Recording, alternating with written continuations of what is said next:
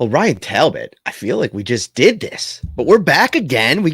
It's the off season, but we got tons of content to bring to Bills Mafia back-to-back days with Shout a Buffalo Football podcast. Shout out to 26 shirts that just got me my new Fitz Magic special. I mean, this thing is just gorgeous. When he came out, first of all, when he came out in that getup, when he was in Tampa Bay, I think I had it as my cover photo for a little while because it was just so awesome.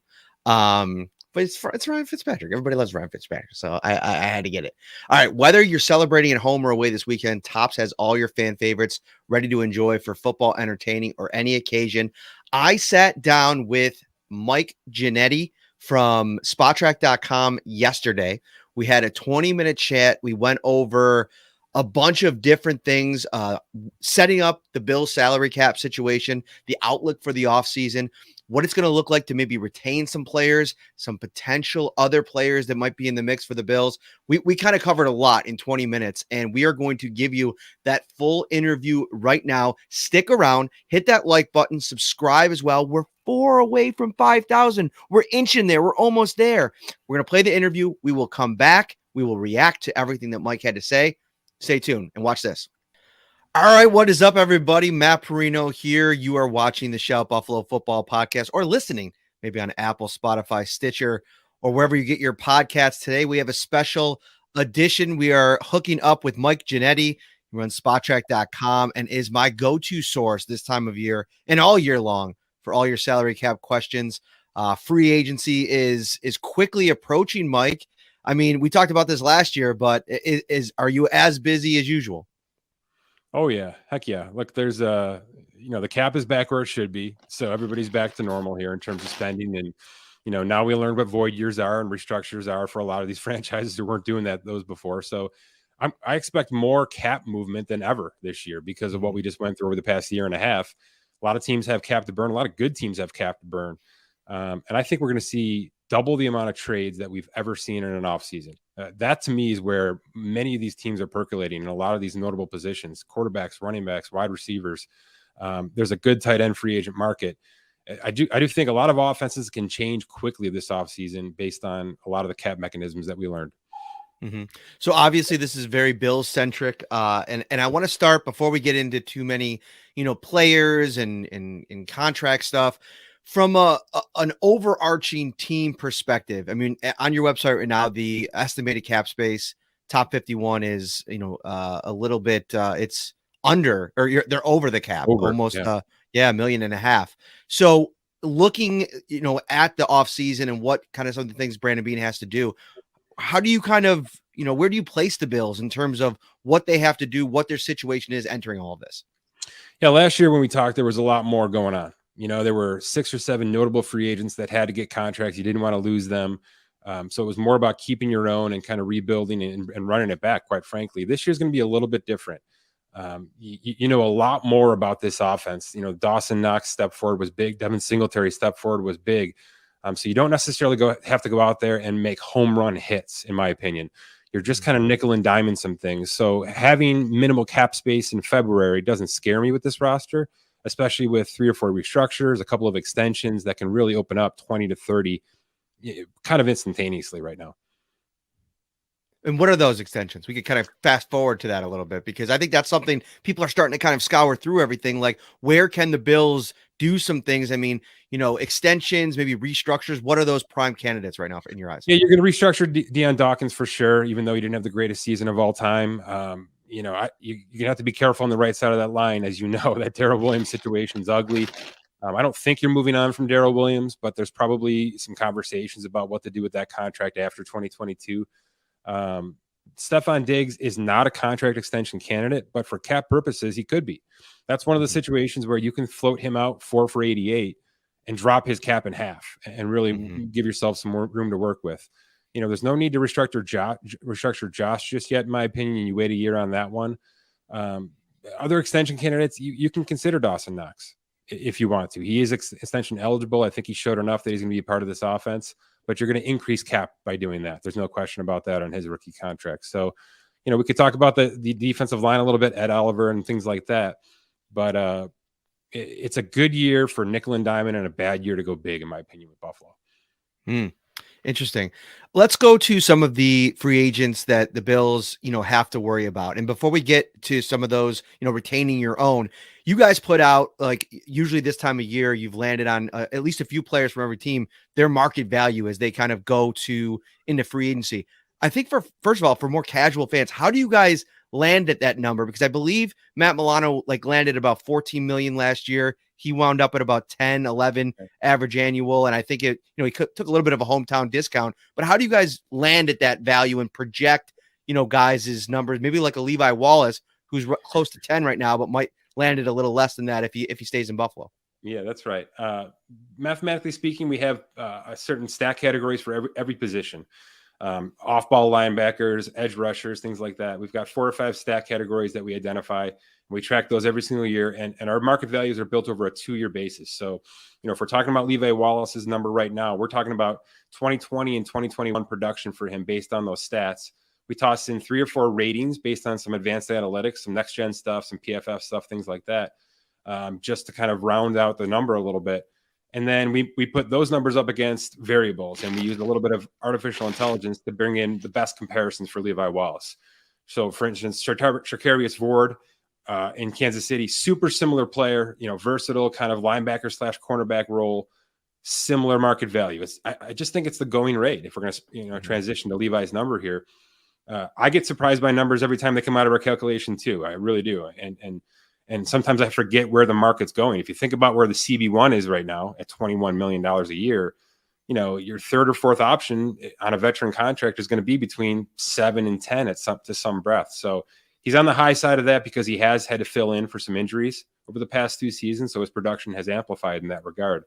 But that is part of it. Games missed. If there's injuries, we kind of put red flags on these guys in terms of market values as much as possible so that we're not, conflating these to the point of where it's not realistic, even though 10 million for Levi Wallace is probably not realistic.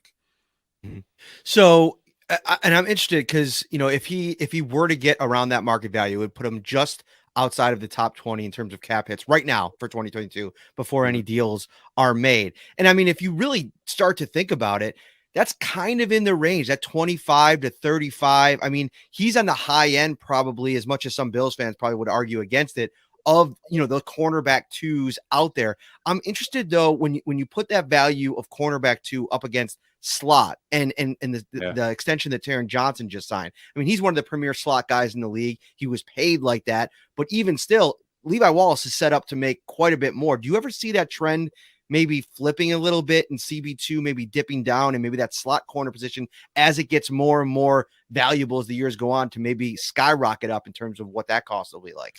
Yeah, we saw this with the wide receiver. So why wouldn't we see it with the cornerback, right? The guy who's guarding him, because it depends on how offenses are going to be structured. And what we saw this past season, and I know you guys followed it closely, Kansas City had to change their offense. They couldn't go home run every third play.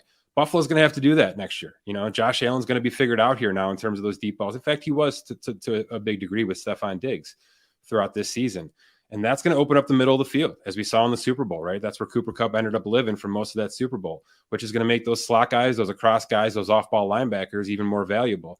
So getting Milano locked in was big for this Bills team. Getting Taron Johnson locked in was big. You can kind of see how Brandon Beane is thinking here. He's forecasting where passing offenses are about to be in the next 2 years, and it's not the deep threat anymore. So yes, Tre'Davious White's valuable to this roster, but guys across the middle are going to be as valuable soon, and the prices will catch up eventually to that. So some of the free agents that are out there right now for the Bills, you got to look at a guy at Harrison Phillips. Levi Wallace is obviously a big one. Isaiah McKenzie, although, it was an up and down season for him, his high end production is really, really good. And I argued at the end of the year, he's in some way a priority for me, not only for what he does on the field, but what he does in the room. Now, the connection in New York and Brian Dable, I wrote about that at the end of the season. I could see that being a really good fit, and they probably can figure out a better deal maybe than what the Bills can work out for him here, especially with the Cole Beasley saga. Who do you feel like are the priority, maybe 1 or 2 free agents, if you were Brandon Beane, that you look to kind of make a deal with? Let me ask you this, Matt, because you follow this very closely. How high would you go for Isaiah McKenzie? How high do you think is going to have to be too high for Brandon Beane here? Me personally, I'd walk away from Cole Beasley and I'd give Isaiah McKenzie as high as 6 a year. There you go. And so you replace one with the other. I love that option. yeah, and just because I think he's already shown you he can do a lot of the things that Cole Beasley did, and he's a little bit more high end in terms of production as part of the offense week to week. I think Cole Beasley, as good as he was in that 2 or 3 year span of being that safety blanket for Josh doesn't need a safety blanket anymore. No. He can make any of those guys his safety blanket. And we saw in Gabriel Davis from week to week, it could be any guy that pops. And I think McKenzie gives you more versatility moving forward. So the versatility is what scares me with this price point. I think 6 is about right for me too. He values to about 5 right now on our site, but it's such a small sample size and he's kind of a mixed bag. What scares me is, you're right. Dable would like to play with that toy a little bit more. My guess is, and I look at Miami, who needs everything, and now has a guy that just came out of San Francisco who kind of built that Deebo Samuel offense, and could look at a guy like McKenzie and say, this could be the next guy. This could be the guy who's not Deebo athleticism, but could have that kind of versatility. And if we throw 8 to 9 at him and get Buffalo out of the bidding war, there's a real chance that he ends up in Miami, in my opinion. And the interesting part about that is he already thinks that he is in that conversation with guys like Cooper Kupp and Deebo Samuel. He said he was doing that before they made it cool, I guess. That's obviously the Isaiah McKenzie, the fun part of it. Let's get to some cap casualties, because I think that there's a lot of guys that offer a lot of opportunities for Brandon Beane to add room. And at the top of that list, we got to start with Cole Beasley. I think it's about $6.5 million that the Bills could save if they were to just straight up cut him. Yeah. We talk about this every year, like that, the balance between restructuring. They did a lot of those last year versus just moving on. From your expertise right now, what's your outlook on Cole Beasley? I like the contract. So it's not a case where I say we have to get out of this contract and maybe start over with him on a new contract. To me, that's a keepable contract. That's a tradable contract, in my opinion. So maybe that's step one, is let's go out and see what we can maybe get with this guy. Can we package him in a good draft pick and get somebody of actual value for this roster? Maybe an edge rusher, maybe another wide receiver to go with Davis and Diggs down the road.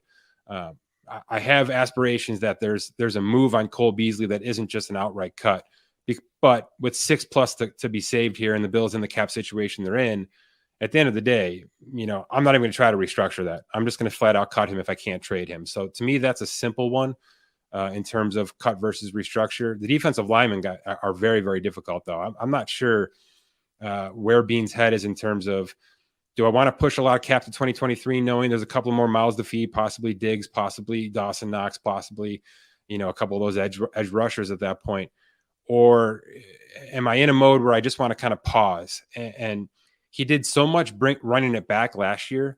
I do think there needs to be a concerted effort to shake things up a little bit this offseason, Matt. Maybe toggle a couple of guys out, bring in some fresh blood, not just through the draft, but also via trade as well, which he's shown he will do. And then on the offensive line, I think that there's a lot of dollars there. Darrell Williams, John Feliciano. I think you mentioned maybe that Darrell Williams is somebody that you probably wouldn't move on from, but the dollars are they're so high for a guy that you're all of a sudden paying a lot of money to be your starting right guard when you have a couple guys on the roster already that you could probably try to fill in there. I'm interested, and obviously John Feliciano is another guy in there. What's your take on him, and also the Mitch Morse situation in the last year of that contract? Is there an ability for Brandon Beane to extend Morse, which brings down his cap number this year? Because he played so well last season. He was so consistent that maybe you want him in the mix for the next couple of years with Josh. Yeah, he would have been at the top of my cut candidacy list 12 months ago, but he really played himself back into a role in this roster, and I think he and Josh work well together. I absolutely extend him. Some sort of restructured extension. He's got a roster bonus that's guaranteed basically for injury right now that I would just roll into a signing bonus, push him out at his current rate, maybe a little under $10 million a year, which is where he is right now. I think he'd be happy with that price point. I don't think he's outplayed his current contract. I think he's just worth 2 more years is the best way to look at it. So yeah, you can save some cap space by doing that right now. If you have to, you restructure Darrell Williams' base salary. And you're going to move on next year, most likely when that contract allows for it. And you just eat the dead cap next year when that 2023 salary cap rises quite a bit for the league. What's the projection on that? Actually, I haven't seen a number. Is there one out there that, people are kind of talking about right now? Yeah, the guys who are smarter than me say 230, which is 230. a Wow. big Jump. swing. So a lot of teams are kind of eyeing that and pushing some dead cap into next year, knowing that you're going to be able to kind of take on 50, 60 million without too much urgency. And is one more before we move on to a very perplexing topic. AJ Klein, I think it's like somewhere like 5 million if they just cut him. Is he a candidate? I think they could probably do that. They brought back Tyrell Dotson at probably a very low number. But they love Klein, and we know how well he's played when he's been asked to play. Is he one of those guys that maybe they could do what they did with Mario Addison and make a void year and do that? Does that make sense in this scenario? Yeah, or even a combination of that with the Morse conversation, which is if we like the price of this guy, and I like it, I think that's the right price for a veteran. Now he's getting up there in age, but his production was massive last year. Do you just tack on a year and move a lot of that cap into 2023 and make it friendlier for you this year, but give him a year and a half fully guaranteed to keep him happy? I think you can be really smart with the cap right now, but also keep a lot of these guys happy, which is the battle when you're a winning team. The egos start to pile up a little bit just out of natural, process. Mm-hmm. So just tacking on a year makes a lot of these guys feel real good about themselves. Okay. We know what he thinks about, being here with Sean and all that. So that makes sense.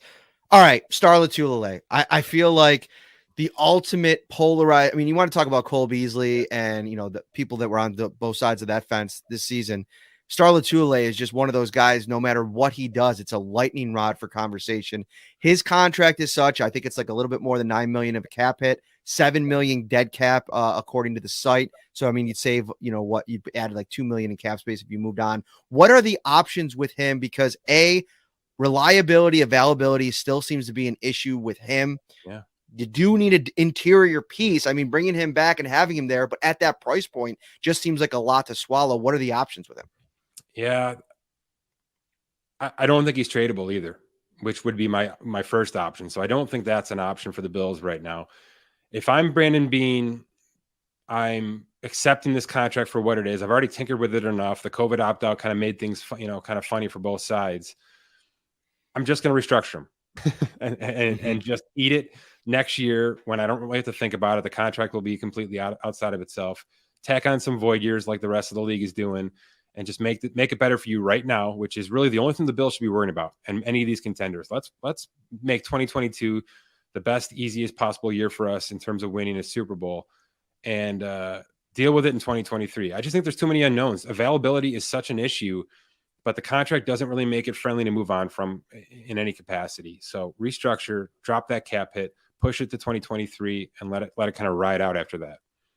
If they do all of this and all of the kind of pushing it down the road and all the, maybe some cuts and trades, whatever, what are we looking at here in terms of maybe one big swing? And I don't know necessarily if that's Chandler Jones at some market setting contract. I don't know if that is it, but maybe a Khalil Mack. What's the situation there? I've read that, maybe post June 1st for him makes a lot of sense. If the Bears cut him, there might be some money there. I don't know what that swing is, but is there maybe a swing via trade or via free agency if Brandon Beane does all this kind of roster construction? Yeah, if you're talking free agency in terms of the edge rushers, and we've seen this, anybody approaching or at 30 is 15 and under right now. I mean, that teams just aren't overpaying anymore for those kind of players. So if you're talking, Zadarius Smith, who's probably going to fall off of Green Bay, Chandler Jones is going to fall off Arizona, I can't go north of 15 for any of these guys right now. So I think the Bills are in because you can easily adapt that kind of, I mean, we're talking $7-8 million cap hit in year one, right? So right. I think it's extremely doable. Buffalo's going to be attractive for these kind of guys. You're replacing Jerry Hughes right out of the gate. There's a role for you on the roster. So I think agent, player, and Bills are going to fall in love with this kind of maneuvering. Danielle Hunter out of Minnesota in terms of an easy trade, a late round pick trade to bring that contract in. There's options, man. And I don't think you have to go up high in the draft for this one. I think you can go wide receiver like it's been projected for Buffalo and deal with it there. I think the running back situation could be upgraded in the middle rounds. And I think edge rusher is going to be free agency / trade, maybe both, to really shore up the rush with this pass rushing kind of thing. I like it. Bills fans are going to like that as well. All right, final thing here. Let's dive into Stefon Diggs. 17.9 million hit this year, 18 million in the final year of his deal in 23. But that extension this offseason, I mean, everybody's talking about it. What does it ultimately look like, and what does it give the Bills? We talked about it a little bit at the top, but Yeah. what does it ultimately give the Bills in flexibility this year, and what does that contract look like? Yeah, I just did a piece with the Chiefs, and Tyreek Hill's in almost the exact same situation, except for he has 1 year left. But, the cap rollover, everything is almost identical to Stefon Diggs right now. They're both projected to about 22, 23 million a year, which is, top 5, but not top 3 right now in terms of wide receivers. And I think that's about right because they have to share the wealth, share the ball a little bit with their respective positions. So 4 for 90, maybe gets it done, tacked on to the 2 years he has right now. Give yourself plenty of years to spread out, maybe 2 bonuses like the Bills have been shown to do, a signing bonus and an option bonus. And with the Hill restructure that I put together, his cap hit was $8 million for 2022. So You're talking, maybe it's 10 for Stefon Diggs with his double bonus situation, and extremely friendly for Buffalo. Obviously, you want to line him and Josh Allen contractually. I think that's part of this. That's why you're doing it now and not waiting to next year. You want to make sure Allen and Diggs are somewhat together in terms of their guaranteed dollars. But it's not going to be a top of the market contract. It's going to be cap friendly for the most part for the next 2 years. And what else matters? Exactly. Mike Ginnitti, spottrack.com. Let everybody know where they can find everything you got coming up, what you're working on for this next run here through free agency. Yeah, we're at SpotTrack on Twitter, SPOTRAC. There's a SpotTrack podcast twice a week, and spottrack.com is the site to find it. There he is. Thank you so much, sir. Thanks, Matt. Appreciate your time. All right, there he is, the man, the myth, the legend, Mike Ginnitti. This is the second straight year we get him on the show to kind of break down everything from a salary cap perspective. He is actually a Bills fan. He covers the entire NFL, MLB, NBA, trades galore this time of year. He's on top of it. And we bring him in again to just kind of set the table here. We're going to react to some of that. But from hot to go pizza and appetizers, signature fried chicken, baby back ribs and subs, to delicious salads and brownie trays, Tops has everything you need to feed the hungriest fan. Ryan Talbot, we'll bring you into the show because I did the open. I was trying to get to the interview and I didn't even bring you on.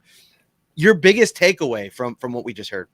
Well, I don't think it's anything mind-blowing. It's what you and I have mentioned many times. The fact that the Bills have a chance to go all in this year and they can work contracts around that, knowing next year that the salary cap is going to skyrocket to 230 most likely. The fact that you can move some monies around in that capacity. That's the biggest takeaway that I got out of this, because I saw on the chat as it was going on, well, you can't afford this player at X amount of dollars per year. Annual average salary is not the same thing as how these teams can build these contracts in. Mm-hmm. So cap hits are a completely different monster on a year-to-year basis. So for a Chandler Jones, for some of these defensive ends that he mentioned, those edge rushes that would really take the Bills over the top, you can be very smart about how you structure that contract and make it a win-win for both sides. What about you, Matt? So first and foremost, to your point, which I think is an excellent one, is really trying to understand what Brandon Beane has at his disposal in terms of levers that he can pull to open up the right doors for the to fit certain players under the salary cap, whether it be free agents, re-signing players. Levi Wallace comes in with that scary 10 million per season, but it probably ultimately lands somewhere closer to 5, maybe 3 seasons at, 17 million or something along those lines. And I think you can live with that. I don't know if that's necessarily going to be the way that it goes, but all those little things, Harrison Phillips, being at about 5.5 million, he had one really good season, solid season after some injury riddled seasons. That's going to affect his number. We saw Matt Milano come in at almost 4.5 million less than what he was kind of tabbed at is what he could get on the market. And part of that was him wanting to stay in Buffalo and take a better deal. But I think that the important thing to remember, and it's why I phrased the question like that to Mike, is what are the chances the Bills have at least a swing on a big time player? And he said he not only limited it to free agency, he said he could see going D-line in free agency, going D-line via trade, maybe post June 1st as well. I mentioned Khalil Mack. There is some contractual stuff to where the Bears, I think, save some money, significant money, if they cut him post June 1st. Probably looking to kind of start anew there and move on from that contract.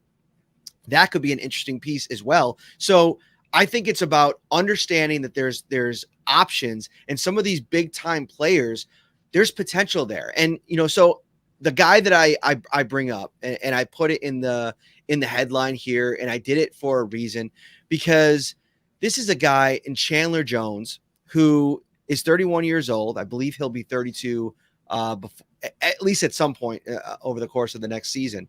Played 15 games last season, 10.5 sacks, 41 combined tackles. This is a guy that gets to the quarterback. I mean, he was what he was in 19 and 18 for the most part. His pressure rate was about the same. He doesn't miss a lot of tackles, which I think the Bills will like. And he is that kind of upper echelon game-changing pass rusher that you bring in here to not only do what he does as a pass rusher, he could set the kind of table for the rest of this line. I mean, be a mentor for Greg Rousseau, Boogie Basham, AJ Epinesa, kind of show them the ropes. And there's appealing parts of coming to the Bills if you're Chandler Jones. Number one, you get to play on a team with Josh Allen. And I think everybody, that's kind of looking at the Bills right now, that's where they're kind of starting. He's from the central New York area. Obviously, his brother, John Jones, very famous Arthur Jones, played in the NFL as well. Very famous family. Chandler went to Syracuse. And also, you get the chance, if you sign with the Bills, to play the Patriots 2 times a year. Bill Belichick traded him to Arizona years ago. I'm sure there's no love lost there. That would be kind of a cool, the story coming full circle. There's a lot to like. And when he said that year one for Chandler Jones could kind of, ring in at about 8-9 million in terms of the cap hit this year, Ryan, that cap hit is easily you can stomach that, because they were paying Jerry Hughes more than that last year. Yeah, 100%. And listen, he's still a player despite the age that's playing at an extremely high level. He's taken over some games. You knew that, or you have a good idea that he's not going to be back in Arizona. I mean, last year he wanted out at one point. He was asking to be traded from there. So if the Bills can kind of talk to him and get him at that salary in year one and then work around it, it's a home run for this Bills team. They need a proven entity, someone that can take over a game in that area. And I liked what Mike said about Brandon Beane being really good about forecasting where the league is going, because you do have your Matt Milano re-sign, and you have your Taron Johnson because of the way the league is going. But if the Bills can get that one pass rusher that can really create havoc on a snap-by-snap basis and can help develop those younger players, that puts the defense over the top. And I know a lot of people will say, well, they had the top ranking in the league this past season, and I get that, but some of that had to do with the competition. Some of that had to do with the back end of the defense. They still haven't had that signature pass rusher in quite some time, and you bring him in here, and it's going to help the young guys. It's going to help this Bills defense. And like you mentioned, I mean, hometown Rochester, New York, maybe, we don't know what's going to happen with training camp this upcoming year, but if you could have a practice or two back there, the heroes welcome that he would get there. So there's a lot of things to really love about that potential idea. Yeah, and listen, Jones is on a steep decline. He did have half of his sacks in one game. A commenter writes on YouTube, and I think that's fair. I would imagine he's not the same player that was putting up double-digit stacks year after year, and all pro a couple of those years. He's obviously probably not the same player, but I don't think anybody thought that the Rams were trading for the Von Miller that everybody remembered. And in the biggest game on the biggest stage, the guy comes in and delivers 2 sacks. Now he's playing on a line with Aaron Donald, so let's make sure that we have that kind of in there. But listen, you want Ed Oliver. I mean, we saw a big jump from Ed Oliver this year. I think he's ready to take another jump next year, but you've got to put a legit guy next to him. And I think Chandler Jones kind of ups the ante for everybody on that defensive line. Let's stay there for a second, Ryan. Star Lotulelei, so interesting. I mentioned it, to Mike. He's so polarizing. Every show that I go on and talk to him about, it's like he's this problem that there's almost no way to solve it, right? There's no way to make everybody happy, whether it be completely move on from him, find a way to restructure. I think that there'll be a portion of the fan base that are still disappointed. Somebody says there's big savings if you move on post June 1st. I disagree. You're still going to eat a $5+ million dead cap in 2022. And that's something that traditionally Brandon Beane doesn't want to do, because listen, just think of it from a just logical standpoint. Why would you want to pay somebody $5 million not to be there when it's going to count basically against the cap anyway? Of course, $4 million on your cap, that's at least something, but it's not game-changing at all. And when he's right, when he's engaged, Star Lotulelei was still a really good football player this year, and I didn't anticipate that even coming back in a rotational role for what they ask him to do. You could draft a one technique, Ryan. You could try to find one in the free agent market, but there's no guaranteeing he's going to fulfill what you need from that spot. Harrison Phillips was really good, but what if he takes a step back? If you bring him back, I don't hate the idea of having Star Lotulelei on this contract, on this roster. And there are mechanisms to make it a little bit more, something that you can kind of live with a little bit more if you can restructure that. But just wanting to move on from him, I think, is a little bit short-sighted because, he does do something that they covet and something that's important when he's there. Yeah, agreed completely. And, I could be wrong, but I've said the only way he's not on this roster in 2022 is if he decides to call it a career. The savings just aren't there. Even if it's the post June 1st, he's someone that has a role that can contribute when he's in that lineup. You don't know what's going to happen with, Harrison, and you don't know if you're going to add a guy via the draft. That's the thing. You have free agency first for a reason. They might try to get a one technique there, and maybe they miss out on that. That's another reason you don't just get rid of guys like Star Lotulelei. You don't know who's going to be there in the draft when the draft comes along either. So it's really interesting, but I get why some fans are frustrated over the last 2 years with Lotulelei, but he played pretty well at times last season, especially early on in the year when he was on the field. Mike changed my mind a little bit on Darrell Williams. I was really settling into a place where I was comfortable with them just eating it and moving on and adding that $6 million this year, a couple million next year. But, a restructure and pushing some of it down the road, it makes a lot of sense. I do think they'll be able to bring back Ryan Bates. RFA, I think that they are going to value his versatility, find a way to get him back. But that only gives you one answer inside. You don't know what Cody Ford is. I'm higher on Cody Ford than most, even still, especially now with the addition of Aaron Cromer, which I think could be good for him. But I think at least bringing back Darrell Williams on a more, appetizing number as a starting right guard, I think it makes a lot of sense. And it seems you can do that and push a little bit down the road, and it solidifies that offensive line more. Or, Ryan, you can move on from Darrell Williams, save that money, do what he talked about, maybe trade for a guy, sign a guy on the defensive line, really attack the defensive line with veteran players, guys that have proven in the league, and just go O-line heavy in the draft. That could be a strategy too. Maybe you package a couple picks, move up to get 2 or 3 guys on the offensive line, maybe specifically interior, that you really like. It's certainly possible. And Brandon Beane has said that, the first priority is protecting Josh Allen. There's some risk in doing that if you're going to do it via the draft, because as good as some of these players look coming out of college, it's still a crapshoot. You don't know what you're going to get. Darrell Williams, he's up and down. He's not worth the amount of money he's getting right now if he's a guard, because that contract was signed for him to be a tackle. But what he brings to the table. You know what you're going to get out of him.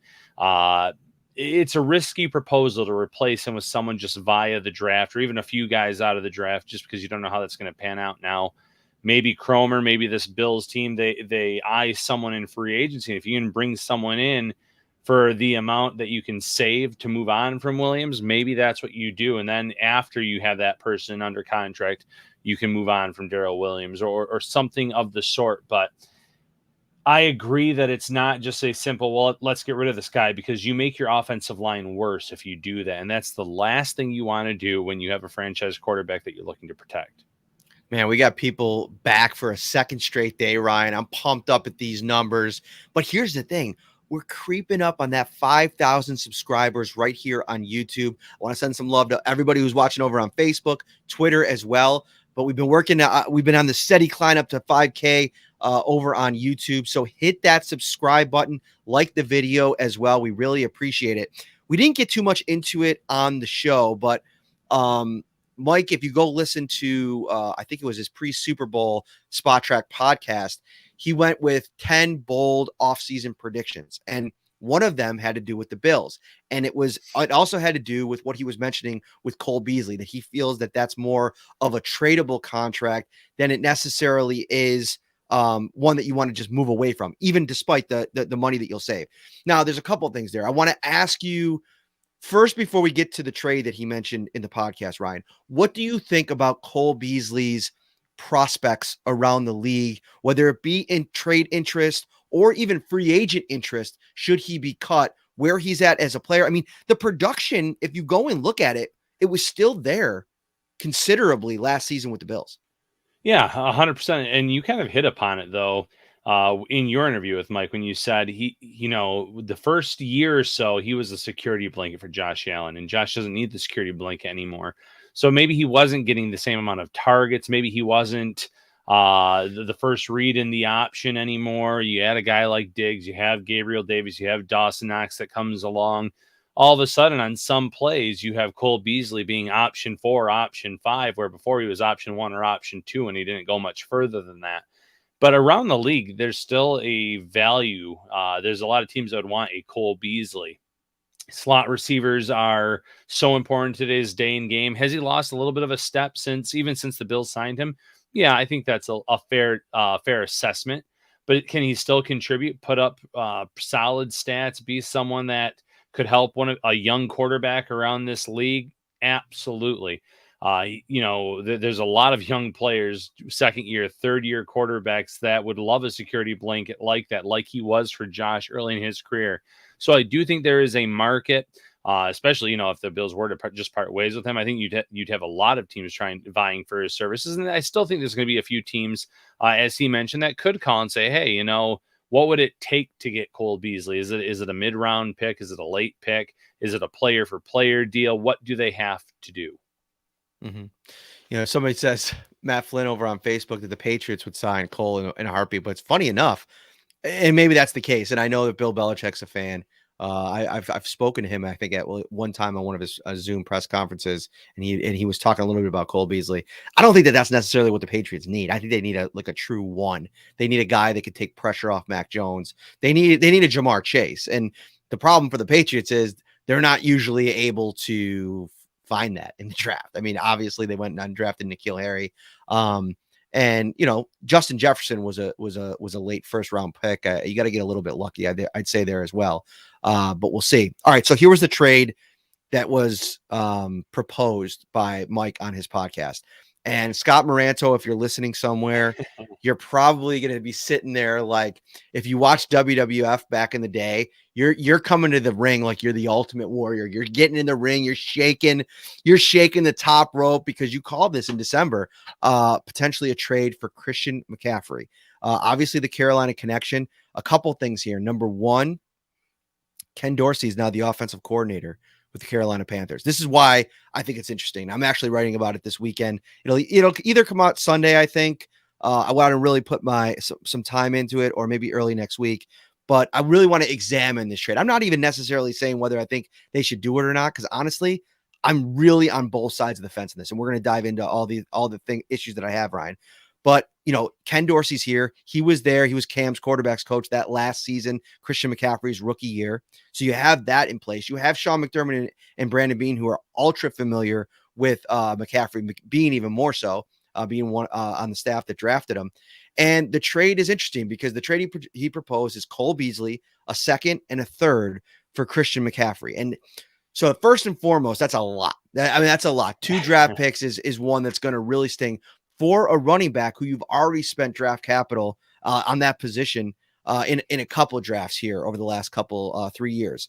So the interesting part about it, though, Ryan, is that part of his projection and the bold part of this take is he thinks Mike Ginnitti thinks that Christian McCaffrey's future is more in the slot than it is at running back. He could be a versatile player, almost a la a Deebo Samuel type, Isaiah McKenzie, that kind of thing. And that could be his fit in the Bills offense. I think it's very interesting.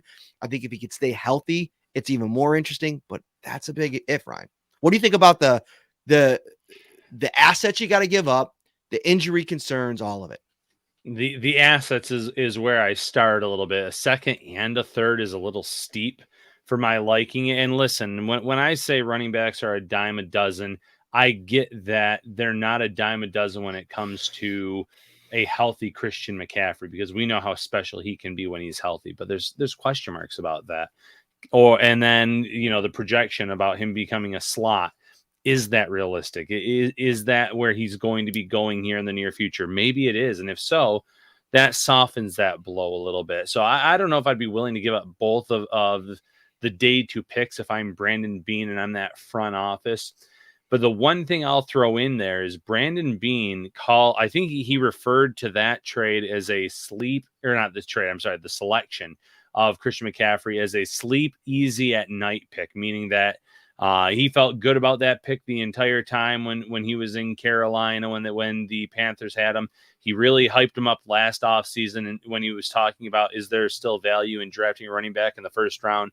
And he mentioned the likes of Christian McCaffrey and Alvin Kamara, and there was a few others that he mentioned in this one interview. So he's obviously very high on McCaffrey. He would know.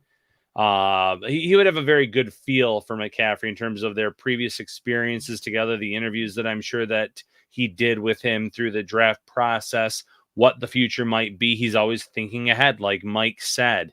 But the Bills would have to have a great plan in place for him right out of the gate, get him in here to make sure that when you're getting rid of picks like that, a second, a third, and then also a valuable slot receiver, that he is going to be someone that, one, is on the field as close to an entire season as possible. And I get you can't predict injuries, but what are you going to do to lessen the odds of that happening? Are you going to make him your workhorse back? Or are you going to start transitioning him to the slot?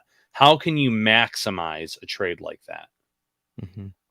Money wise, if they do a deal, I think there's probably a portion of his $14 million cap hit this season that the Carolina Panthers take on in terms of what they pay him and what time of the year they actually do the deal, if that were to be the case. But the cap hits in 23, 24, specifically, they're large. I mean, they're nearly $18 million, and the dead cap to cut him is way too high. I mean, he's on your roster. He's part of your plan for the next 3 seasons. And I feel like that's a large commitment unless you can restructure that thing. He's a really good player when healthy. And who's to say that like he's not able to get kind of like have a little bit of a resurgence? Maybe, playing a little bit more of that versatile, dynamic role will put him in a position to take less hits, maybe not get as banged up, but it's a lot of projection with valuable draft capital where I think if I'm being honest, Ryan, I use those picks in a trade to go get a pass rusher. I go out and try to trade for Danielle Hunter, who I think, he mentioned him as well, whatever it looks like to kind of get another piece on your defensive line. I think that's where you want to spend those assets if you're willing to just kind of start, getting rid of a couple picks. Yeah, and Hunter was interesting because he mentioned a late round pick for Hunter. But what's interesting about Hunter is the last 2 years for him have ended in injury. Kind of similar to Christian McCaffrey. You have to be careful about that. This year it was a torn pectoral, I believe. And then he was having a neck issue that was considered pretty serious at one point. I'm actually looking that up now. It was a herniated disc in his neck before that. So there's some risk involved in that. That was from November of 2021. So maybe the two things went hand in hand, but there's risk involved. But if you remember how good he was and how much of a playmaker he was in terms of getting after the quarterback, if the Bills did a medical check on him and they felt comfortable with that, by all means, send a pick or two for a player like that can be a difference maker. As much as I like a Christian McCaffrey, as much as he could be an asset to this offense, I think this offense is good enough as is right now, even before free agency in the draft, where they're going to still add some more pieces and to kind of hang and contend with the best of the best in the AFC and the NFC.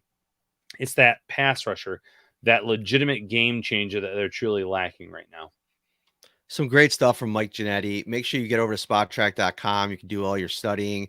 If you sign up for their pro version, you can even do some projection type, cool type of stuff. Mess around with it. I know the draft boards are super exciting this time of year, but messing around with different like cuts and how that's going to affect the salary cap. It's fun for the diehard football fans out there. And if you're hosting a large party this weekend, tonight, tomorrow, check out Topps' huge selection of party platters. They have delicious, effortless, and affordable, no-stress ways to impress. For complete details, stop by their carryout cafe or visit topsmarkets.com/fantasyfootball. I think that'll do it, Ryan. Any final thoughts? Yeah, final thought, actually. One question. Let's bring it up here. I like it in the chat. Oh, very nice. Are you ready to mortgage our future for a chance at one Super Bowl when we have Josh Allen for the next 10 years? I'll let you take this one first, but I have a pretty fast answer on this one. Yeah, I think projecting 10 years down the road is a dangerous game to play, especially with a quarterback that plays the style of football that Josh Allen does. And I'm not putting any bad juju on him or anything. I think that the well-rounded nature of his game really sets up for him to be the anomaly that he's been his whole career. Like I don't put him in any type of bucket, but I think that there's always that concern when you're as aggressive as a runner as he is. You take some hits, over the course of your career, those injuries start piling up. But if you're asking, is it time to get rid of draft picks to bring in proven players? We talked about this already, Ryan. I'm aboard that train. I'm ready to see some big time moves, and I'm expecting big time moves this offseason. Matt, what does that one shirt say that a lot of Bills fans wear? Just one what? Just one before I die. Yeah, not just 10 chances to possibly win the Super Bowl. No. Just one before they die. If the Bills won a Super Bowl next year, some fans would not care if they didn't win again for the next 9 years. If there's that one Super Bowl trophy, fans would be ecstatic. I don't know. Buffalo might burn to the ground, so it might not matter what would happen the next 9 years after that. So, yeah, just one. That's all the fans have been clamoring for decades now. So absolutely, if they can make a move this year that gets them over the top and maybe puts them in some financial straits 4 years from now, 3 years from now, whatever the case may be, it will be worth it in the end because there will be a Lombardi trophy in their trophy case. Look at you, Ryan Talbot, bringing it as always. The man. We'll be back next week. I'm trying to think about, who we might have next week. I guess I can kind of tease it. I don't know if it's going to be next week or a future show. We have a fan show coming up that we promised. Brother Bill's going to be on the show pretty soon. Ooh, we've been looking nice. at a date. That'll be fun. Probably talk about some sweet potatoes and Labatt Blue, of course. But yeah, stay locked onto the site. Ryan put up the first mock draft came out from Tom McShay. That's up at the site right now. I'll have a couple things over the weekend. I think one, like I mentioned, the Christian McCaffrey. We'll just discuss it. I'm like I said, I'm not really on either side of the thing. If it happened, I feel like it would be intriguing, but I have a ton of reasons why I think it's a risk. So we'll kind of play risk reward a little bit in the piece. I'll also have my top biggest questions for the Bills entering the offseason. I kind of want to set the stage for the offseason. That'll drop on Monday. So look out for that. And then we'll be back next week with a show. And before you know it, I'm going to be in Indianapolis. Combine, baby. We're going to get dialed up on some draft coverage. I'm excited. For Ryan Talbot, I'm Matt Parrino. See you then.